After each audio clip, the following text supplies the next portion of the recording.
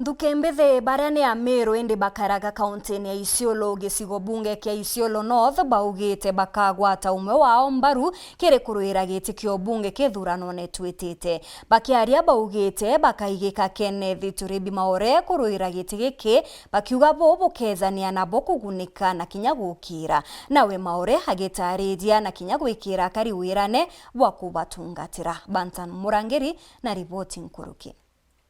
Ayuthi kuma mwirigo jwa Meru kuma gicigo mbunge kia Isiolo North bendekithitie Kenneth Turibi Maore keiti kwithirwa ari mubunge wao kiri ithurano bia mwaka twitite. Bakiaria na andiki bantu twibaugite bakamugwata mbaru kiri ithurano biu.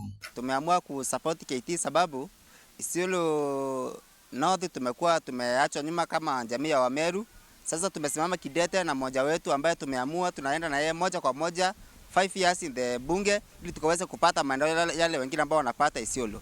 Sisi tunasema hivi, kama tutasupport kijana mwenzetu, tutasupport nani? Sisi kama vijana tumeweza kuamua na kupata mwelekeo na tumekubaliana tena kwa sauti moja. KT ni kijana mwenzetu, tumekubaliana na tukampea baraka zetu kama vijana. Tumemruhusu aende Isiolo North yote, aende akaongea na wale ndugu zetu na dada zetu wengine wa Gen Z ili sisi wote tuweze kupeleka KT bunge.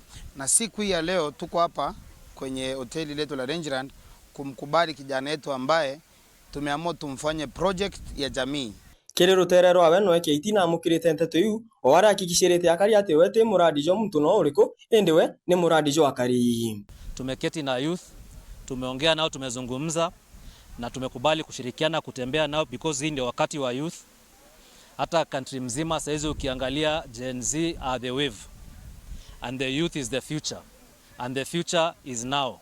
Lazima tuwe tumejipanga na youth wamekubali, wamenikubali na washukuru sana. I cannot be anything without the youth here and I am very grateful for them and their support. Na najua tunaenda pamoja. Kama mimi ni project ya wazee ambao mlioona last weekend, kina mama mlioona last weekend na hii youth ambayo mnaona hapa hivi leo. Nasimama kwa niaba ya jamii na ruhusa ya jamii na support ya jamii.